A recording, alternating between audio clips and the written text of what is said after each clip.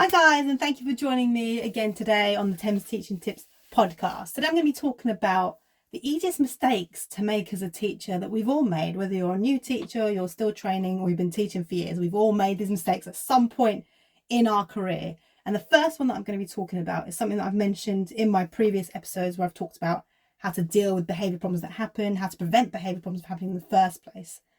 And it's all about being clear and consistent with your rules and routines and expectations. Not doing this is the easiest mistakes that teachers make. And we're only human, we are. There are times when we're feeling rough, we're feeling ill, we're just feeling lethargic and tired, or we just want an easy life. So we let the students get away with certain things. But that's something that we shouldn't be doing, because these easy mistakes can actually impact our future lessons. It can affect our classroom management and therefore lead to more disruptive behaviours in our lessons. So we have to set these rules and routines and expectations from the get-go, from the start of the academic year. If they're not working, let's say we're now 4 weeks in and you haven't been clear and consistent in your rules and routines and expectations, that's fine. You can start again from today, tomorrow, whenever you listen to this episode, from the morning, start again. Instill those rules, routines, and expectations with your students. Like I've said before, I line my students up outside the classroom in alphabetical order. I make sure they're quiet. They come in quietly as I check their uniform. I check they put their phones away and their earphones away as they enter the classroom. And line them in alphabetical order is a really good thing to do, especially if it's your tutor group, because you're preparing them for the potential fire drill that could happen. So know where to line up, what order, when they go out to the field or tennis courts, wherever you line up for your fire drill. So instill these rules and expectations. Have high expectations of your students from the get-go, because otherwise their books are going to look a mess. They're not going to care about them. They'll be scribbling everywhere, drawing, doodling, not underlining things, not putting dates on things. Have high expectations. Make sure you say to students, you haven't underlined it, so underline it please, or put the date. Now what I used to do before with my students, when I check their book and mark their books, I'd circle where they haven't put, or I'd put an asterisk where they haven't underlined, dated things, and at the start of the lesson, sometimes just after the starter or just before the starter, depending on what I'm doing, I'd actually say to them, right, go through your book and underline where you haven't underlined, put a date in where you're missing a date. They have to obviously have a look at their partner's date as well, a book, so they can see what date they're missing or ask me. But I made sure they did that. I made sure they went through and I made sure that they took care of their books and they cared about the work and the quality of work that they're producing, because that's going to help them a lot more later on in life when it comes to working for their own careers and their own jobs, and making sure that whatever they do is to the highest quality. Because if you aim for the highest quality, you're only ever going to get good. The minimum you're going to get is good. You'll still get high quality, of course, but the minimum you'll get is good. So get your students to do that. They have those high expectations and rules and routines from the get-go. Not being consistent is another big mistake that we do make as teachers, again, because we're tired, we're lethargic, and it's coming to the end of the term, and we sometimes just think, you know what, I can't bother. I want an easy life.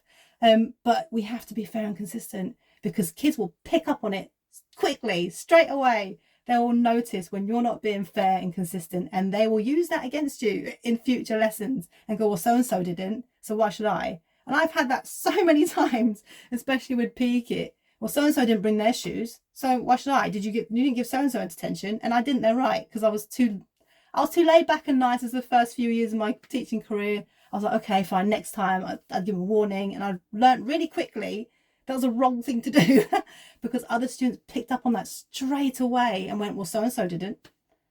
So we've really got to be careful when it comes to being consistent in applying our behaviour management, classroom management strategies in our lessons. You've got to do it fairly and consistently, because kids get frustrated and they will use that against you.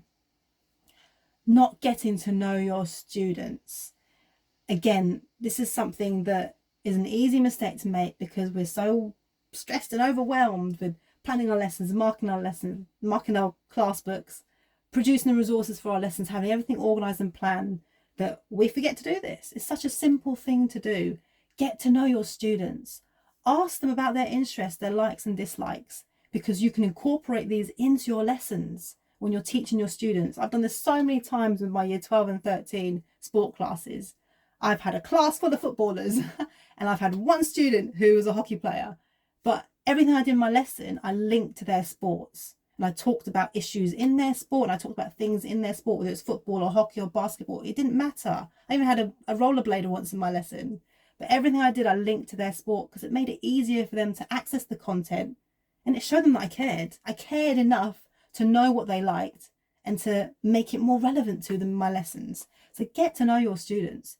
It's not just about their interests and likes and dislikes. It's also about getting to know what works best for them. Because again, that's going to help you in the long run when it comes to your behaviour management, your classroom management. So I had a year 13 student a couple of years ago who was very anxious about people standing behind them or sitting behind them. They didn't like it. They didn't want anyone behind them. They just felt anxious. And we've all had that. I mean, even I don't like someone standing up behind me when I'm trying to do my work. So I sat them right back in the classroom with the wall behind them. And they were so much more comfortable in my lessons as a result of that. They were focused. They did really well as a result because I took what worked for them into consideration. So it's really important to know your students in terms of their likes and dislikes, but also in terms of what strategies work best for them so that they can be better supported in your lessons. Not differentiating instruction. Again, this is something that we can miss in our lessons because we're just so fast paced, want to get through the content, and we're not really targeting it right at certain students, targeting to the right level, and then the students are struggling, missing out on content, and therefore also causing disruptions in your lessons as a result of that. So make sure you differentiate your content. It's all about adaptive teaching. Scaffold your lesson. So scaffold and support the students that are struggling in your lessons. Provide them with more guidance in your lessons, whether it's sentence starters or give them example work to look at and to work from. Provide them extra questioning and support. Break down your questions and make it easier for them. Because by doing this, by differentiating your instruction, teaching adaptively, doing adaptive teaching, you're going to support your students, going to allow them to access the content a lot more in your lessons, and therefore they're less likely to disrupt your lessons as a result.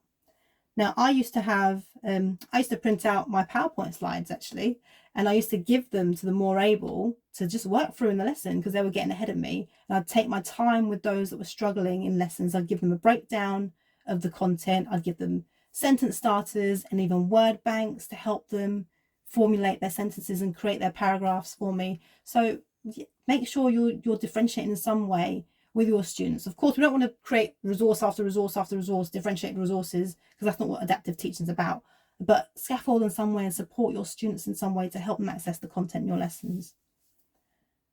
Not taking care of yourself as a teacher. That is the biggest mistake that even I still make to this day, because we put our career first. And of course we do, but it's not about constantly planning and marking and worrying about what's going to happen at school, certain kids that we need to work with and deal with.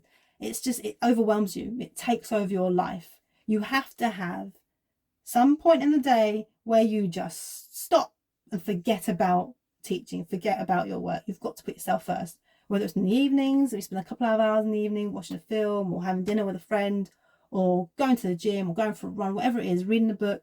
You've got to spend time for yourself and with your family. Because if you don't take care of yourself, then you can't give the best version of you to your students. So you've got to put yourself first, and you've got to do it regularly to help you manage your stress and prevent burnout, because a lot of teachers can suffer from that quite early on in their career. Now, if this is something that you're getting a lot of value from, this is actually helping you and supporting you, then please share the podcast, follow and leave me a review. And in the review, let me know any topics that you are struggling with, anything that you need help with, any questions that you'd like me to answer in future lessons for you, future episodes even, talking like a teacher. Don't overcomplicate your lesson. Now, the biggest piece of advice I was given as a PGCE student in my first block of training in a school, basically my first placement, was he said to me, KISS. I said, what's KISS mean? He went, keep it simple, stupid. And he said to me, just keep all your lessons simple. Don't overcomplicate it and make things difficult for yourself and complicated for your student, because you'll lose track of what you're doing and they won't have a clue what you're talking about, and that's going to lead to behaviour problems. You're not going to get any progress. If someone walks and observes your lessons, it's going to be terrible. So we said, just keep it simple, stupid. Do everything simple. Have easy transition activities from one thing to the next. You don't need to overcomplicate and overpack your lesson, he said to me. And I thought I was a bit insulted to begin with, but I thought, you know what, no, that makes perfect sense. Absolute perfect sense. So ever since then, every time I plan my lessons, I remember what he said. I remember KISS, keep it simple. Another mistake that we make as teachers, and it's an easy mistake to make, because life can be overwhelming. There's so much going on. You may have family, you may have other things outside school you might be doing, whether it's some sort of concert, band, maybe you're an actor, maybe you play sports. It doesn't matter. You've got other stuff going on. It's not planning ahead. It's very easy for us to leave things to the last minute, and I still do it to this day. It was the start of the academic year in September this year, where literally a few days before school I thought, oh my gosh, I better sit down and plan some lessons. And I had a whole weekend I just sat and I just worked, and that was terrible. That's not good for my own well-being, and it's not planning ahead. So make sure you plan ahead. So now I now try and plan a whole week's worth of lessons ahead, and it makes my life easier, because I can print resources the day before so it's ready for the morning, rather than coming in stressing trying to get everything printed and ready for that day. So make sure you plan ahead. Not being prepared for what could go wrong. Now, I've heard stories of teachers being observed in a lesson. So, this was a business studies lesson, but it can happen in IT. It can happen any lesson. In a lesson where the lesson was planned on the computer, everything was on the computer. Kids had Chromebooks. They accessed it through Google Classroom. Lesson started. Internet went out. No one could access anything. So please, please, please, make sure you prepare for the worst, because anything can happen. Yeah, okay, it could increase your work. It could increase your workload slightly because you're planning for, making a plan B as well as a plan A. But try and plan your lessons so that, yes, they do it on the computer, but is there a way that if there's no internet connection, they'll have to continue on paper? So for example, yeah, I've uploaded resources on the Google Classroom, but I've also printed them 1 between 2 just to make sure. And that's not a waste of paper, because there are students that prefer that and wanted a printed copy. And in my functional skills maths lessons, I used to upload the papers, exam questions, practice papers online for my students to do in their books. But I knew that there were some students that didn't like that. They didn't like having to look on there and then do it in their book. They wanted to do it on the paper. So for them, I printed it off so that they could have it. So plan for the worst, because anything can happen in teaching, absolutely anything. Another mistake for teachers, probably more early on than later on in your teaching career, is not being flexible. We have to be flexible. We have to adapt to any given situation in a lesson. You have to adjust your plans as you go, because there's no point flogging a dead horse. There's no point. If there's a task that you're delivering in a lesson and the kids just are not getting it, it just isn't working for them, there is no point continuing with that task for the whole lesson, just trying to get them to understand it. There's no point. Okay, we have to adapt it, change it, break it down, or just alter it completely change it, because otherwise it won't work. Another thing is where you may not have resources available for you. You're going to have to completely adapt and change it again. I went out to a rugby lesson once, teaching rugby. I think it was year 8 girls. Rugby lesson, year 8 girls. Went out, had my bibs, got there, no balls, no rugby balls. No one picked up the bag. I left it outside. I forgot to ask a student to pick it up. We went out there, no rugby balls. So rather than wasting time having to send the student back in, although the gate was locked, so I had to worry about trying to get them to unlock the gate, which was a safeguarding concern. I couldn't get another teacher to unlock it and go and get the balls for me, and waste all that time in my lesson trying to get back to get the balls, or take the whole class back to get a bag full of rugby balls. Didn't do that. I just went, you know what? Okay, whatever, let's do this. So I did a whole lesson on agility, movement, reaction time, getting away from people, played cats and mouse with bibs. So you have to adapt on the spot. And actually it was a much better lesson for them. They had so much fun because they didn't need a rugby ball, really. We were looking at changing direction and agility and getting around people, which is important anyway. It's a transferable skill across many sports.